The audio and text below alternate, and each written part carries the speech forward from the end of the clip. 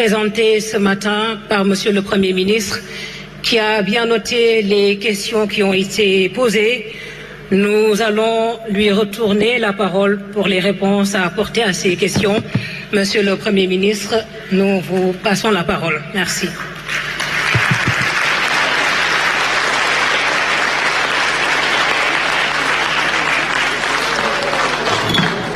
Merci beaucoup.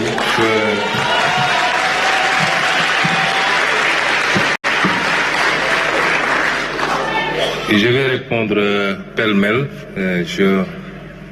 Mes fiches ne sont pas correctement alignées. Et je vais prendre en fonction du classement. J'ai la première fiche, c'est M. Madana Kane. Bon, je suis tombé sur cette première fiche. M. Madana Kane, nous sommes très ravis de vous avoir ici. Et c'est hier qu'on m'a parlé de votre article, par contre, et quand on était en travaux. Et l'idée est venue de la part de monsieur, je crois que c'est monsieur le ministre d'État ou quelqu'un qui a proposé, puisque, effectivement, même si vous êtes acteur politique, vous faites partie de ceux qui essaient de hisser le niveau du débat par de la production, la contribution intellectuelle, et nous vous en félicitons. Évidemment, nous avons considéré que votre contribution pourrait être importante.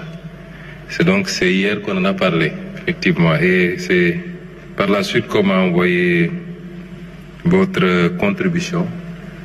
Je l'avais reçu un peu avant, mais je ne l'avais pas encore lu. Et vous posez un certain nombre de questions relativement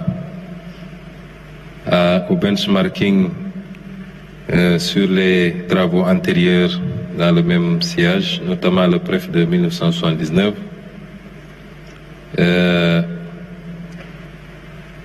Et les leçons qu'on devait en tirer sur ce qui n'a pas marché. Évidemment, nous ne sommes pas allés si loin. Moi, personnellement, mais je peux vous assurer que l'équipe et M. Sen, qui est mon conseiller économique, a beaucoup travaillé sur ces questions-là. Et jusqu'à hier soir, d'ailleurs, il était question qu'il me fasse un petit mémo sur le PREF. Mais dans tous les cas, le PREF a été un échec. C'était un plan très mal conçu de la vie générale. Et la conséquence est que le pays s'est retrouvé en ajustement structurel. C'est surtout le modèle qu'il ne faut pas suivre. Mais ce que j'ai apprécié hier quand j'ai survolé votre article, c'est que vous avez, dans la conclusion, posé un certain nombre de postulats. Vous avez demandé qu'il serait décevant qu'un plan de redressement ne réponde pas à un certain nombre de questions. La première, c'était le rétablissement des marges budgétaires de l'État étant impératif dans le contexte actuel des finances publiques. Quelles mesures concrètes le gouvernement a-t-il décidé de prendre pour réduire les dépenses et le train de vie de l'État et rationaliser le secteur parapublic? C'est une question à laquelle nous avons répondu, je crois. Vous avez posé une deuxième question. Dans le but de relancer l'investissement public, quelles sont les solutions immédiates et réalisables de mobilisation de ressources en dehors du marché financier sous-régional? Nous avons répondu à cette question.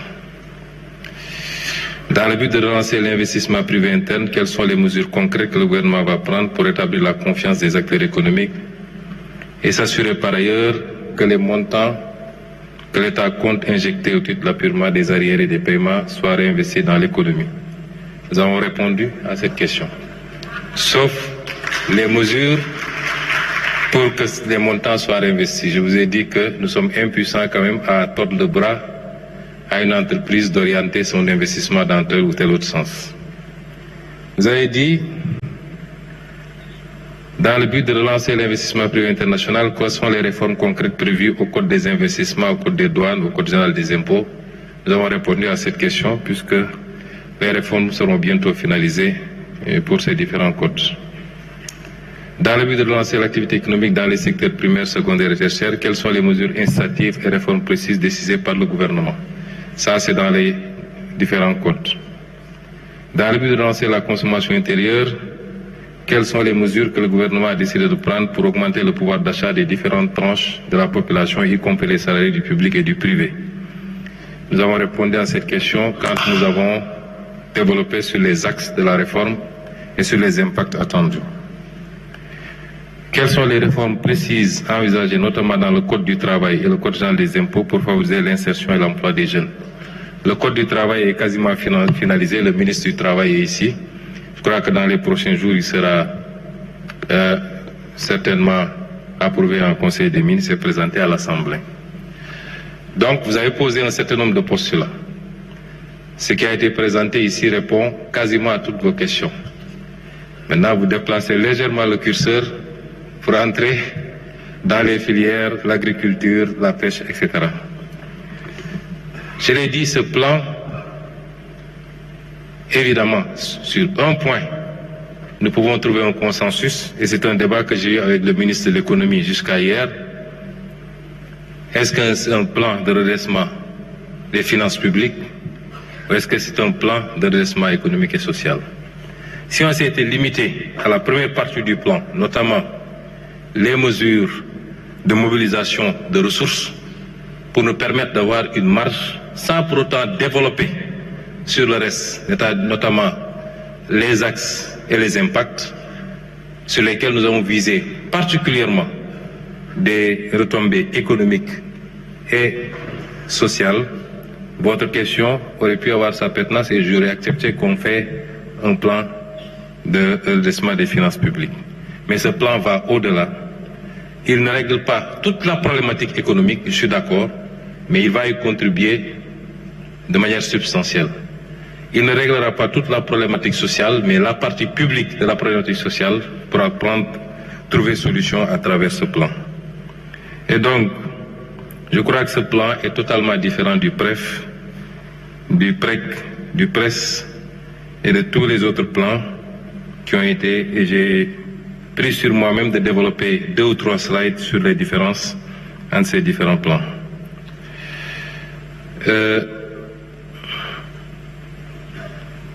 Monsieur Alioune Badara Mbaye a posé la question de savoir ce qu'on envisage de faire pour, ne pas me répéter, faire du levier des jeunes talents, pour faire des jeunes talents un levier de transformation du numérique. Je crois que c'est toute la problématique du New Deal technologique que le ministre des Télécommunications avec toute son équipe ont pris beaucoup de temps à élaborer, mais avec des mesures d'accompagnement. Ce document complète un certain nombre d'autres documents. La vision, le master plan, le New Deal technologique, les consensus issus des États généraux. Il faut les lire en parallèle. Si je devais développer dans ce document tous les axes programmatiques, on reproduirait peut-être la vision sans la partie mobilisation du financement. Et donc, c'est pourquoi il a été retenu de publier la vision aujourd'hui même. Mais quelques mesures qu'on peut citer, c'est les mesures que nous envisageons de discrimination positive en faveur des startups du numérique, entre autres. Il y a également des mesures de promotion de l'industrie numérique, la mise à niveau de la législation. Il faut un cadre législatif qui manque encore, il faut compléter en tout cas pour créer les conditions d'appuyer et d'accompagner les jeunes talents. Quand je parle de discrimination positive, c'est dans le financement, c'est dans l'accès au marché, c'est dans un certain nombre de choses. Vous savez, dans le New Deal technologique, le maître mot, c'est la souveraineté numérique sur nos données, sur les outils que nous utilisons. Nous déplorons beaucoup, souvent, ce qui se passe actuellement. Nous utilisons des logiciels dans des administrations extrêmement stratégiques dont nous ne détenons même pas quelquefois les codes sources, les clés. Et ça nous fragilise. C'est pourquoi nous avons encouragé l'année dernière le Govarton organisé par le ministère de la fonction publique. Aujourd'hui, je ne trahis même pas un secret, parce que le président de la République, le numérique, c'est une obsession pour lui, plus que pour moi-même d'ailleurs. Et je pense qu'avec la libération des emprises il y a beaucoup de choses qu'il prévoit spécifiquement pour donner corps à ce hub numérique que nous voulons voir naître au Sénégal. Le doyen Mody Gorio a posé un certain nombre de questions. Je le rassure que nous ne sommes pas là pour satisfaire aux injonctions de qui que ce soit. Et c'est pourquoi d'ailleurs nous avons fait cet exercice. C'est parce que nous voulons nous donner l'autonomie, la liberté et la souveraineté sur nos décisions. Vous n'avez pas entendu parler de si aujourd'hui nos partenaires, parce que rien ne justifie le retard qu'il y a actuellement avec le Fonds monétaire international, rien. Demande tel document, tel autre document, et ils ont leur part de responsabilité sur la situation dont nous avons hérité. Ils ont leur part de responsabilité. Parce qu'ils ne peuvent pas venir chaque année faire des revues, faire des staff visites et ne pas voir quelque chose d'aussi gros. Donc, ce qui aurait dû être fait depuis longtemps, j'espère qu'il n'y a pas de politique mêlée à cette affaire-là, c'était de signer un nouveau programme avec le Sénégal et de continuer le travail que nous sommes en train de faire. On a l'impression qu'il y a un souci d'asphyxier le pays, mais le pays tient encore. Beaucoup de gens nous disent, mais comment vous faites avec cette situation? Le pays tient encore. Et mon souhait, c'est que nous puissions sortir de cette situation à travers les efforts que nous aurons fournis par ce plan de redressement. Maintenant, si entre-temps, évidemment, la situation se décantait et qu'avec le fonds, nous puissions avoir un programme, tant mieux. Tant mieux, parce que le programme du fonds en tant que tel, c'est pas ça qui nous fait vivre. Le fonds, c'est une garantie. Parce que quand vous avez un programme avec le fonds, ça rassure les marchés, ça rassure les investisseurs. Mais la seule mesure de taxation des jeux de hasard nous donne des ressources supérieures au programme du fonds. La seule mesure de taxation des jeux de hasard. Cela veut dire quoi? Ce que le président a dit tantôt. Si nous croyons en nous, nous pouvons le faire. Et ça nous laissera une plus grande latitude à négocier librement avec tout autre partenaire bilatéral, multilatéral, pour les investisseurs également. Nous aurons au moins cette latitude-là. Les priorités sociales, effectivement, c'est pourquoi le plan que nous proposons n'est pas un plan d'austérité.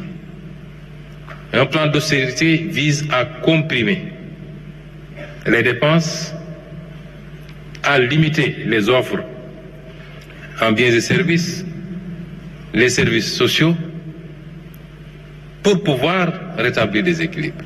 Nous trouvons les moyens de nous aménager des marges budgétaires justement pour renforcer cette offre sociale. C'est totalement différent et vous l'avez compris dans votre réaction. L'éducation nationale, c'est une priorité, c'est-à-dire c'est bien de faire des infrastructures, faire des autoroutes, faire des stades, de faire. Lu baax la mais bala nga naan naam ne fa Sénégalais yi li leen njëkk a yitteel mooy nañu faju, nañu jàng, nañu am dëkkuwaay, nañu nu mu tuddati yooyu mooy seen priorité, nañu am ndox, nañu am courant fu ñu munti nekk ci réew mi. Et ça, c'est les fondamentaux du développement. Le capital humain, c'est important. Et ça, c'est l'éducation, c'est l'enseignement supérieur. Malgré les contraintes, nous faisons énormément d'efforts pour ces secteurs-là. Si nous concentrons à recruter d'un seul coup 500 enseignants du supérieur, plus que le recrutement sur les 10 dernières années, en un seul recrutement, et nous ferons les efforts. Les premiers retombées, c'est pour finaliser rapidement toutes les infrastructures des universités en termes d'offres de lits, de restauration, en termes de construction de nouvelles universités. C'est une priorité pour nous. L'enseignement élémentaire, l'objectif de réduction des abris provisoires dans les plus courts délais. Donc ça, c'est des priorités. Et nous ne serons jamais, personne ne pourra nous mettre une pression pour changer ces orientations-là. Après, qu'on fasse en même temps les infrastructures qu'il faut, les routes, les autoroutes, les aéroports, c'est tant mieux. Mais la priorité, c'est de répondre aux besoins primaires des Sénégalais. La corruption, les surcoûts, c'est depuis qu'on est là. Nous avons créé à la primature ce qu'on a appelé le comité de relecture. Ce comité fait son travail. Beaucoup de choses ont été renégociées. Le dernier en date, c'est le contrat Aquaport avec nos partenaires saoudiens. Vous avez vu ce qui s'est fait dans l'électrification rurale avec Jean-Michel Sen. Les négociations.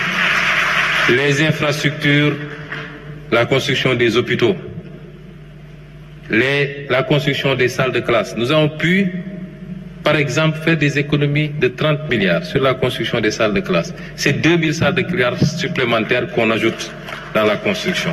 Je suis d'accord avec vous, la surfacturation est un fléau. Et elle s'accompagne toujours de corruption. Et c'est un combat que nous devons gagner. Indépendamment des aspects éthiques, moraux, chacun avec ses croyances. Mais l'État doit prendre ses responsabilités. C'est pourquoi j'ai posé la question tout à l'heure. On ne peut pas aujourd'hui passer par pertes et profits ce qui s'est passé. Et les actes qui doivent être posés sont en train d'être posés.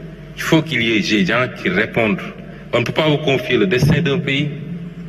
Vous vous permettez d'établir des procédures parallèles pour endetter le pays dans l'opacité totale et léguer au régime qui suit, mais aux générations à venir, sur 20 ans, sur 50 ans même, une dette dont on ne connaît ni totalement les contours, mais surtout la destination, quelquefois. C'est pas ça, c'est un crime financier extrêmement grave. Il ne faut pas qu'on le banalise. Et ceux qui l'ont fait sont là.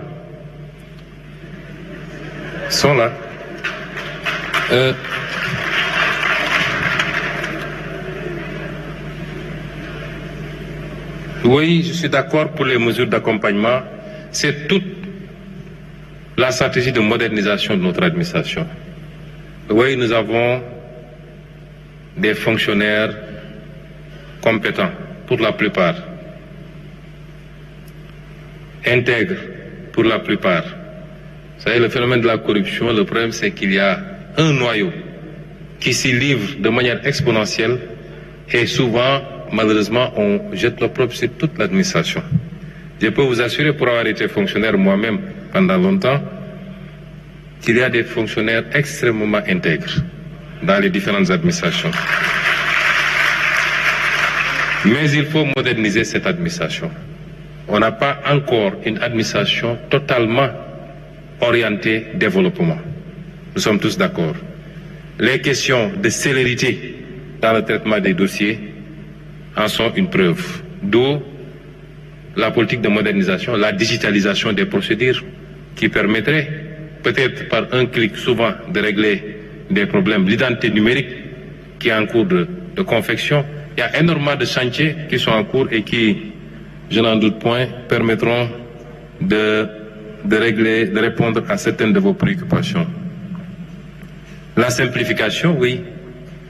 Les orientations que j'ai données pour la réforme du Code général des impôts, c'est d'abord revoir les taux de taxation à la baisse. Je le dis tout le temps, le meilleur impôt, c'est celui qui ne pèse pas lourd, mais assis sur une assiette très large.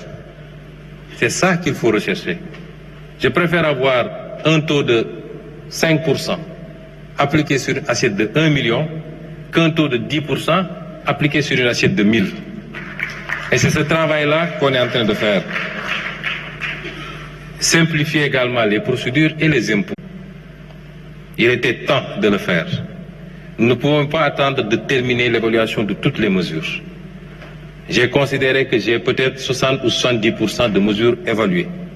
Comme l'a dit le président, le niveau de précision, on y a mêlé tous les services, le ministère de l'économie, le ministère des Finances, les statisticiens. J'ai dit, je ne veux pas qu'on m'annonce des mesures sans les évaluer. C'est très facile d'énoncer comme ça, mais je veux que ces mesures soient évaluées. Parce que dans ma conception des choses, c'est très facile d'avoir un programme. Mais tant que ce programme ne vous dit pas comment on va le financer, c'est une profession de foi, ce n'est pas un programme. Et c'est ce qu'on a toujours fait dans ce pays. Regardez le presse Covid. Si vous lisez financement, nous allons voir les bailleurs, financement concessionnel, dons, tirage FMI, etc. C'est ça qu'on vous dit. Mais on ne vous dit pas comment on va faire nous pour mobiliser des recettes ici. Et ce travail, nous l'avons fait, et les 50 milliards, considérez que c'est provisoire. Je vous ai lu une dizaine de mesures sur la réduction du train de vie de l'État. Mais je ne peux pas vous dire tout de suite, quand on va mettre la centrale d'achat, qui va en dehors de quelques types d'achats très techniques, par exemple, l'acquisition de produits pétroliers ou les produits pharmaceutiques. On peut laisser la SAR, produits pétroliers, on peut laisser comment s'appelle l'agence qui s'occupe des produits pharmaceutiques.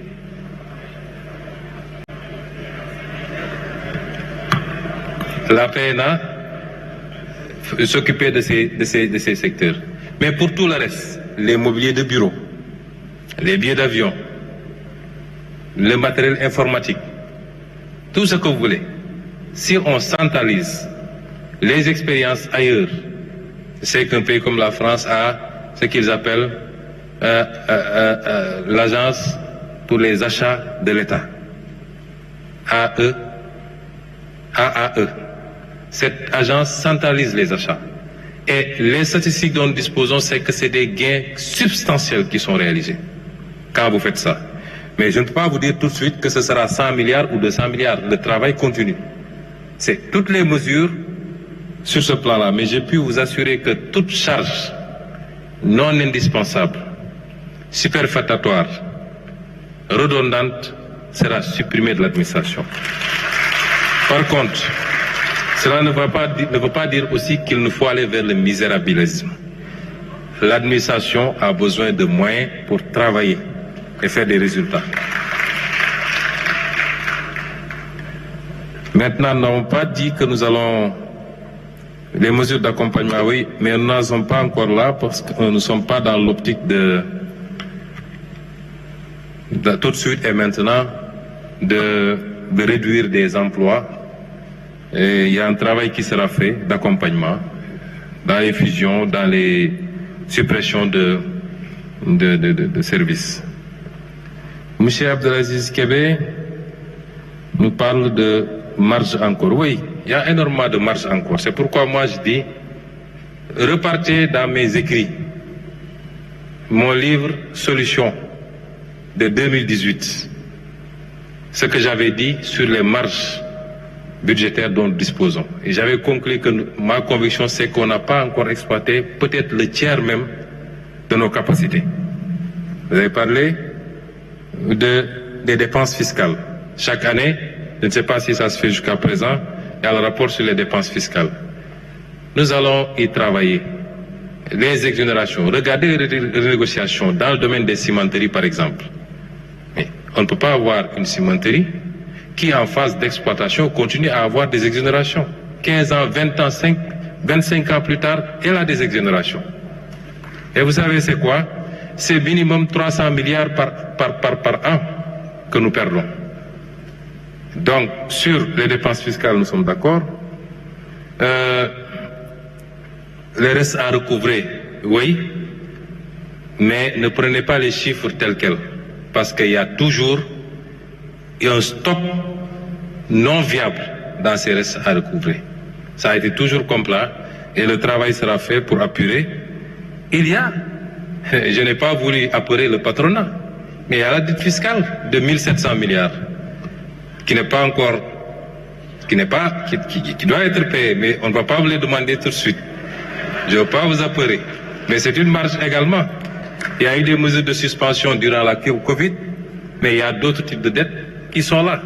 Mais pour accompagner justement le patronat auquel nous devons également de l'argent, on peut faire une convention de dette croisée. Vous nous devrez encore beaucoup. Mais nous sommes là aussi pour vous. Et tout ça, c'est des marges, effectivement. La répartition de la charge, impôt direct, impôt indirect, ça, toutes les économies sous-développées, malheureusement, ont cette inversion. Dans les économies développées, c'est le contraire. Évidemment, nous allons travailler à remonter cette pente-là et revenir à des équilibres plus acceptables. Les questions de transfert du recoupement et autres, je laisserai au ministère des Finances le soin de voir les meilleurs schémas. Douane ou trésor ou impôts, ils verront. La réforme de la fiscalité locale, c'est un chantier avec le ministère de l'Urbanisme et le ministère des Finances. Dans le cadre de l'acte 4 de la décentralisation, corrélé au pôle de développement, nous sommes en train d'y travailler. Mais si vous repartez dans nos écrits également, j'avais coproduit un ouvrage avec l'actuel ministre de l'Urbanisme sur notre vision relativement à la décentralisation, c'est de régler définitivement la viabilité financière des collectivités territoriales. Nous sommes l'un des pays qui a le taux de transfert le plus faible. Comparé même au Mali qui a 12%, au Maroc qui a 20%, nous on est encore à moins de 5%. Il faut relever substantiellement ce taux à travers les transferts, mais à travers également l'accroissement de la fiscalité locale. Et ça, c'est doctrinaire chez nous. Nous allons continuer à y travailler.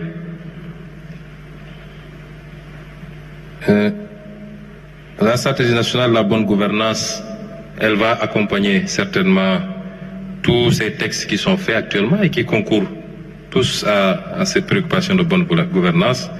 Mais c'est un chantier auquel peut-être vous serez conviés, qu'on finalisera pour compléter le package dont a parlé le président tout à l'heure.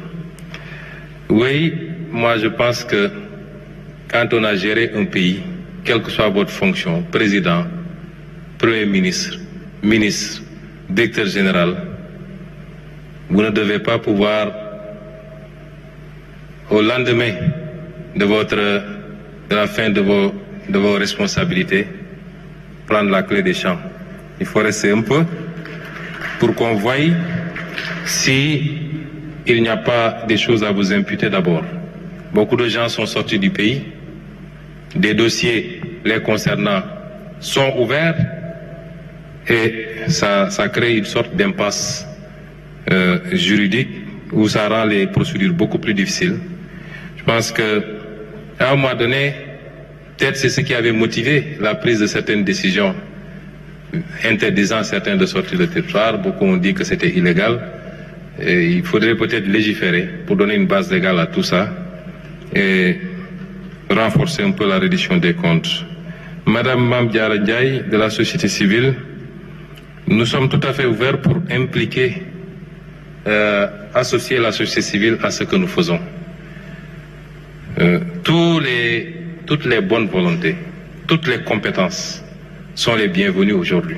Parce que le pays n'appartient pas aux politiques, il n'appartient pas seulement aux tenants du pouvoir, il nous appartient à tous. Il faut juste qu'on s'entende sur les règles de collaboration et de travail et que les rôles soient bien compris de part et d'autre. Comme je dis souvent, il ne s'agit pas de co-gouverner. Dans une démocratie, ceux qui sont allés à la rencontre du suffrage, qui ont la confiance du peuple, avec un programme, au moins durant leur mandat, doivent gouverner. C'est comme ça que ça se passe. Maintenant, on a besoin d'écouter, de nous enrichir des expériences des uns et des autres. Et sous ce chapitre, nous sommes tout à fait ouverts. Nous prenons au vol votre main tendue et nous sommes tout à fait ouverts à travailler avec toute la société civile. Sauvegarder l'espace de la société civile. Nous n'avons aucun problème, nous ne sommes pas là pour grignoter sur l'espace de la société civile. C'est le contraire qu'il faut interroger. Est-ce que la société civile n'envisage pas de grignoter sur le nôtre? Vu les interpellations quelquefois et la teneur, c'est comme si certains de la société civile étaient élus à notre place pour décider à notre place. Mais nous ne sommes pas là, nous, pour interférer sur la société civile. Et enfin, le rôle des femmes. Je crois que dans toutes les politiques publiques que nous développons, nous parlons de plus en plus même de discrimination positive. Les femmes sont les premiers acteurs du développement de ce pays. Je le sais, et c'est pourquoi, partout où j'ai été, à titre personnel, les maigres revenus que j'avais, je les ai alloués à des associations féminines pour les aider à se renforcer. Et c'est ce que l'État va continuer à faire. Et hier, j'étais particulièrement content, lors de la remise des lauréats, de voir qu'il y a quasiment autant de femmes, ou peut-être autant de plus de femmes que d'hommes. Et ça va dans le bon sens. Rassurez-vous, c'est une préoccupation. Et nous allons mettre des mécanismes dans l'accès au financement, dans l'accès au foncier, des mécanismes discriminants pour permettre à ces femmes-là de s'autonomiser et de continuer à jouer le rôle qu'elles jouent dans la stabilité sociale, parce qu'elles, au moins, remettent l'argent dans la maison. Monsieur Cissé du SYNPICS a parlé de la fragilité du secteur de la presse, la fragilité économique, précarité éditoriale. Quelle réforme du modèle? Convention État-Presse, FADP. Ce que je retiens dans tout ça, d'abord je renvoie au ministre de la Communication qui, je crois, travaille à des assises, si ce n'est déjà tenu, avec la presse. Mais ce que je retiens, c'est que vous nous dites que le SYNPICS a des propositions. Nous attendons ces propositions avec impatience, nous les examinerons et nous considérons que la presse est un acteur comme beaucoup d'autres acteurs, ni plus ni moins. La presse peut avoir une tribune que d'autres n'ont pas, que les agriculteurs n'ont pas, que les éleveurs n'ont pas, que les pêcheurs n'ont pas. Ça n'en fait pas un acteur plus important que ces autres acteurs. Et elle peut avoir un traitement privilégié parce qu'elle peut bénéficier de subventions que d'autres secteurs n'ont pas. Il n'y a pas de subventions sur le transport, il n'y a pas de subventions sur beaucoup d'autres secteurs. Il nous faut aujourd'hui travailler à un modèle qui permette à tous les acteurs de faire leur travail dans la sérénité, dans le respect des cahiers de charges, dans le respect de la déontologie, et jouer le rôle que chacun doit jouer. L'État jouera son rôle, la presse jouera son rôle. Sous ce chapitre, nous sommes tout à fait ouverts et c'est les instructions que j'ai données au gouvernement et particulièrement au ministre, et c'est les instructions que le président de la République a données. Maintenant, le modèle ne peut pas être uniquement adossé sur les relations avec l'État ou le financement public. Il faut beaucoup d'autres choses, à mon avis, pour la viabilité de la presse. Je rends hommage à tous ces journalistes qui font correctement leur travail, qui sont professionnels, qui respectent la déontologie. Je leur rends hommage parce qu'il y en a, et fort heureusement. M. Amadou Seck a parlé de la place importante de l'industrie dans l'agenda. Je salue l'initiative du CIS Agra dans le domaine de l'ensilage, des œufs à couver, des formes modernes de vaches laitières et des infrastructures de stockage. Mais l'industrie est au cœur. C'est la première préoccupation. Vous ne pouvez pas réussir une politique dans le secteur primaire si par ailleurs vous ne parvenez pas à l'absorber par la transformation. L'industrie est fondamentale. Et il y a peut-être un mois, M. le ministre de l'Industrie a présenté un plan de développement industriel en Conseil des ministres. Un plan très ambitieux, avec des secteurs clés sur la transformation. L'industrie de transformation des phosphates, métallurgie, sidérurgie, l'industrie halieutique, ainsi de suite. C'est un plan très ambitieux et c'est pourquoi j'ai dit que les retombées de ce plan de redressement seront partiellement orientées vers cela. accompagner nos industriels qui ne peuvent pas aujourd'hui, s'ils ne sont pas protégés. C'est pourquoi les réformes législatives sont importantes. Ne peuvent pas compétir face à un industriel chinois, japonais, français, allemand. C'est pas possible. Il faut de la protection. Il faut de l'accompagnement. Il faut de la facilitation à l'accès au financement. Il faut aussi, dans le cadre des partenariats, souvent nous nous déplaçons. Il y a beaucoup de retombées. Aujourd'hui, nous avons énormément d'appétit manifesté par des boîtes chinoises après notre visite là-bas. Les visites du président de la République, c'est la même chose. Mais nous essayons d'encadrer en poussant à un partenariat, à des jointes ventures avec nos industriels. Ça vaut également pour le domaine du BTP, qui est une forme d'industrie, transfert de technologie, joint venture, etc. Maintenant, le souci, c'est que, d'habitude, notre secteur local n'a pas les épaules suffisamment larges pour pouvoir gérer tout seul des chantiers d'une certaine envergure. C'est ce travail-là, avec le FONSIS, avec toutes les autres organisations, et les réformes que nous voulons faire, que nous voulons engager, qui permettra certainement de vous accompagner. Les hydrocarbures, oui, j'ai parlé tout à l'heure de l'accès. Je n'ai pas parlé de renégociation dans le domaine des hydrocarbures. Pour le moment, je n'en parle pas. J'ai parlé juste d'un droit légitime que nous avons à accéder à la production d'hydrocarbures locales en attendant de travailler à un certain nombre de choses, notamment la possibilité de regrouper l'intégration de tous les blocs gaziers, parce qu'on parle de GTA, Yaya Teranga, pour pouvoir avoir accès aux produits de manière à casser totalement le prix de l'énergie au Sénégal. C'est un élément important. Je crois qu'en 2026, nous aurons les premiers, je l'espère, je le crois même fermement, parce que nous avons fait ce qu'il fallait faire. Et nous ne voyons pas pourquoi nos partenaires nous empêcheraient d'accéder à cet approvisionnement en gaz local.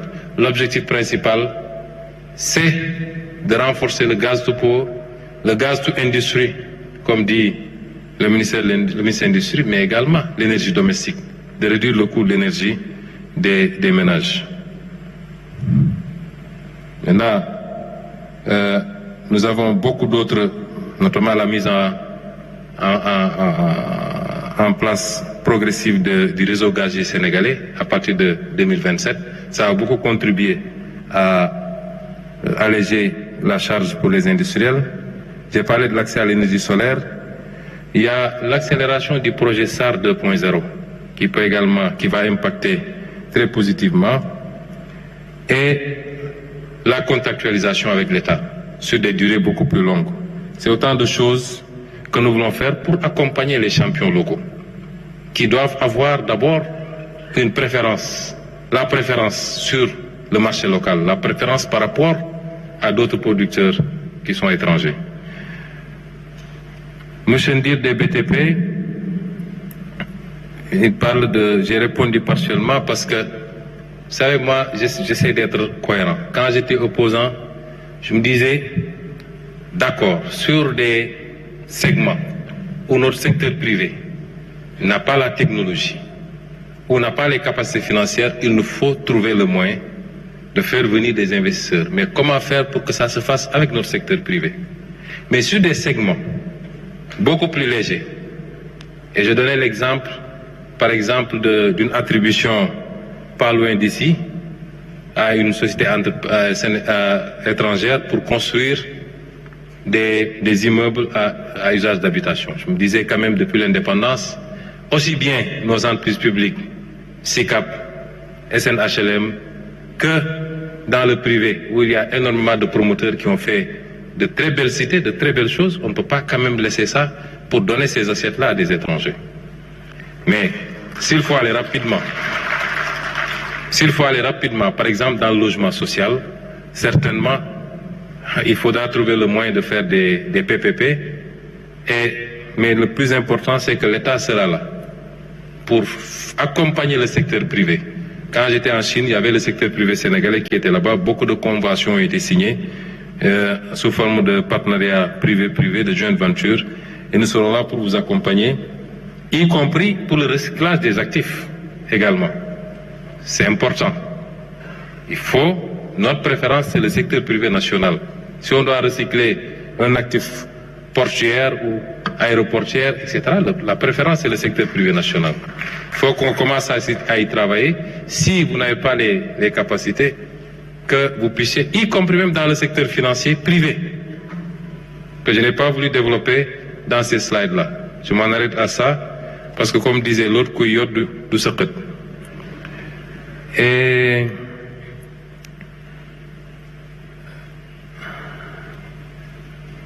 M. Ousmane Sy a parlé du secteur informel, la concurrence rude, la formalisation, ainsi de suite. Je crois que j'ai parlé beaucoup de la formalisation. Le secteur informel aujourd'hui, vous savez, une bonne partie, peut-être 80% ou 90% du secteur informel n'est informel que de nom. L'informel se définit par l'insaisissabilité. Un ambulant fait de l'informel. Mais quelqu'un qui a un magasin, qui a un compteur d'électricité, qui a un téléphone fixe, qui a une adresse où on peut le trouver, n'est pas informel. Et malheureusement, tous ces gens-là, on les met dans l'informel. Ils sont informels par le refus de formalisation, donc statutairement, mais physiquement, ils ne sont pas informels. Et c'est ces activités-là qui doivent rapidement migrer vers le secteur formel. Nous allons mettre en place des plateformes de facilitation à la formalisation, parce qu'il y a énormément d'avantages à se formaliser également. Les guichets uniques et beaucoup d'autres mesures d'accompagnement. Je crois que lors des assises de l'industrie et du commerce, tous les accords qui ont été trouvés, notamment pour l'accompagnement des PME-PMI, nous allons les mettre rapidement en exécution, en espérant maintenant que de l'autre côté, il y aura la volonté. Parce que l'État peut mettre tout le dispositif qu'il faut, tant que les gens refuseront de se formaliser, par crainte, parce qu'ils pensent qu'ils seront dans des fichiers, ils devront payer des impôts, etc., ça va être très difficile. Il y aura la phase communication, discussion. Et je suis d'accord avec vous au moins sur une chose. Et ça doit aller avec notre politique industrielle. Il faut protéger notre artisanat local. On produit beaucoup de choses dans les villages artisanaux, à Ngaï, partout. Si on permet, nit ñi mën a dem andil ñu ay carax yu ñu defaree dëkk ma bañee tudd nga xam ne boo ko solee 1 mois mu dagg mais mën nga ko jënd à 500 francs au lieu d'aller acheter bu ngaay nga xam ne mën nga ko sol peut-être 3 ans parce que der bu dëgër la, ça posera problème. Il nous faut protéger nos secteurs productifs. Et c'est ça, avec une communication aussi pour que les Sénégalais consomment de plus en plus sénégalais.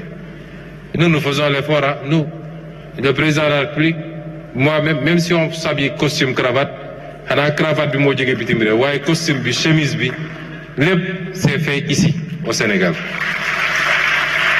L'une des priorités, c'est le développement de l'industrie textile, justement. Ça entre toujours dans ce cadre-là. Donc aujourd'hui, il nous faut des politiques de protection. Là où nous avons de la production, même embryonnaire, il nous faut, par des taxes et des surtaxes, décourager plus ou moins l'importation pour permettre à ce secteur-là de pouvoir se développer, occuper le marché local et peut-être exporter plus tard. Mais si vous ne produisez pas, ce n'est pas la peine de protéger. Parce que boba nit ñi duñu am luñu sol, duñu am luñu lekk. Li nga soxla bu dee matul mënoo ko produire ci réew mi, tu es obligé d'aller rechercher autre part également. Et donc le premier défi, c'est le défi de la productivité, de la production, la performance dans tous les secteurs, l'agriculture, l'élevage, la pêche, les ressources naturelles. Ensuite, la transformation. Le tertiaire vient après parce qu'on aura de quoi distribuer et peut-être exporter. Je crois avoir Pape Natango Mbaye, oui, sur le handicap.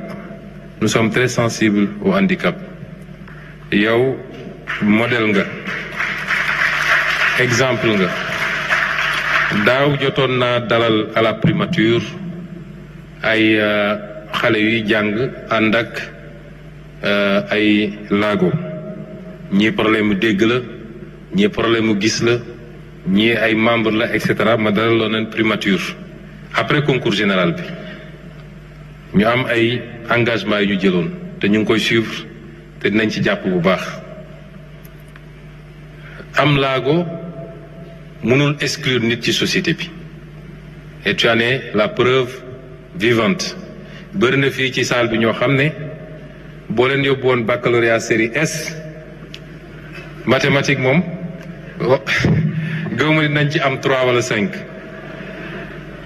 kon message bu fort la ñépp ñu am laago te taxaw leen na toog am na ñu gis ñu nekk ci mbay mi am na ñoo xam ne ñu ngi ci artisanat bi te pourtant ñi ngi yor seen laago loolu exemple la boo xam ne li ñu war a njëkk a inspiré te xam naa ni madame Maymouna Dièye ministre de la solidarité mu ngi ciy liggéey lu bëri ndigal moo jox tout le gouvernement suñu yéene su may wax orienté vers l'éducation nationale mooy renforcer des structures yoo xam ne mun na jël ñi am laago xoolal xale yi nga xam ne dañoo am lu mel ni autisme kenn gënu leen intelligent mais seen jàng dafa difficile parce qu'il faut ñu am kenn ku ne ci ñoom surveillant bu koy suivre tout le temps xoolal xale yi nga xam ne dañoo am albinisme nga xam ne léeg-léeg pop crème bi ñu war a diw seen yaram pour naaj bañ leen sonal mënuñu koo am façon laago yi dafa bëri suñu yéene mooy créer les infrastructures yuy accompagner ñooñu ci seen njàng wala seen njàng métier wala ñi ci nekk ci mbay mi wala napp bi ñu accompagner leen def une politique de discrimination ci accès au financement ak yeneen waaye aussi accompagner leen ci insertion bi démb bi ñuy jóge fii may gunge président dama ko ne suñu doom ji il faut ñu am traitement spécial xaw ma dañ koy wutal salaire wala yu mel noonu ñu mel noonu dañ leen war a jàppale traitement spécial ba ci infrastructure yi ñu war a def peut-être suñu niveau de développement eggagul foofu mais ñu fexe ba bu ñuy tabaxati des locaux publics même privés ñu sóoraale ñi nga xam ne dañuy dund ak laago ba ñu mën a déplacer wu dans les meilleures conditions. mbokk yi tey ajjuma la defe naa li des pour juma bëreetul te defe naa wër naa question yi ñu posé woon muy ñu am def ko nag ak mbégte bu rëy amaana yenn réponse yi dese naa leer mën na am waaye li ëppoon solo mooy ñu taxawal lii bokkook Sénégalais yépp te it wax ni ñun li ñuy def am nañ ci sañ-sañ moo tax fu ñu ci woo ñu war cee waxtaan bu tegu ci xam-xam dinañu uyu waxtaan ci parce que loolu mooy intérêt réew mi